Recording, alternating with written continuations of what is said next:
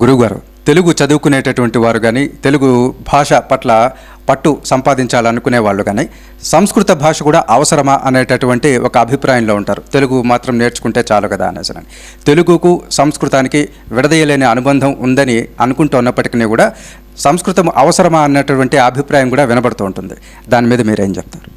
వేలాది సంవత్సరాలుగా సంస్కృతం తెలుగు భాషలు ఒక అనుపమానమైనటువంటి సంబంధాన్ని కలిగి ఉన్నాయి.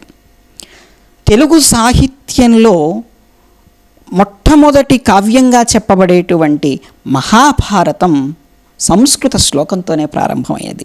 వ్యాస మహర్షి వారు రచించినటువంటి భారతాన్ని తెలుగులోకి నన్నయ్య గారు, తిక్కన గారు, ఎర్రన గారు అనువాదం చేశారు. అయితే ఈ భారత రచనలో మొట్టమొదటి పద్యం సంస్కృత శ్లోకం అండి. శ్రీవాణి గిరిజాశ్చిరాయ దదతో వక్షోముఖాంగేషు అంటూ త్రిమూర్తుల్ని స్తుతించేటువంటి పద్యం.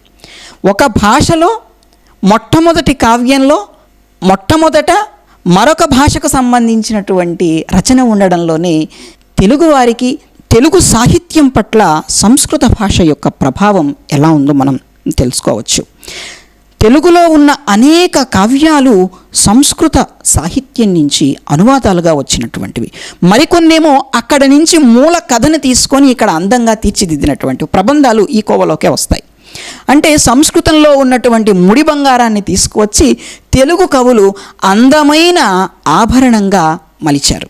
పదజాలాన్ని కూడా మనం పరిశీలించినట్లయితే మన నిత్య జీవితంలో వాడుతున్నటువంటి పదజాలంలో చాలా సంస్కృత పదాలు ఉంటాయి. అవి సంస్కృత పదాలు అని తెలియక సంస్కృత భాష పట్ల కృత్రిమ వైరుధ్యం పెంచుకుంటున్నారు. కానీ వాస్తవానికి మనం చాలా సంస్కృత పదాలను వాడుతున్నాం. ఒకసారి నిఘంటువులో మనం చూస్తే శబ్దరత్నాకరం అనేటువంటి తెలుగు నిఘంటువులో మొత్తం 35,055 పదాలు ఉంటే అందులో 14,814 పదాలు సంస్కృత సమాలు. అంటే సంస్కృతం నుంచి తెచ్చుకొని తెలుగు విభక్తి ప్రత్యయాలను అంటించుకున్నటువంటివి. అంటే 42% నిఘంటువులో ఉన్నాయి. అంటే మరి సంస్కృత భాషతోటి తెలుగు భాషకు ఉన్నటువంటి సంబంధం ఎలాంటిదో మనం ప్రత్యేకంగా చెప్పుకోవాల్సినటువంటి అవసరం లేదు. అంత మమేకమైనటువంటి భాషలు సంస్కృతం తెలుగు. కాబట్టి సంస్కృత భాష పట్ల మరింత అభిమానాన్ని పెంపొందించుకొని మనం మన తెలుగు భాష యొక్క సమున్నతికై కృషి చేయాలి. కేవలం తెలుగు పట్ల అభిమానం ఎవరికైనా ఉంటుంది. మనమందరం మన అమ్మ భాష తెలుగు కాబట్టి.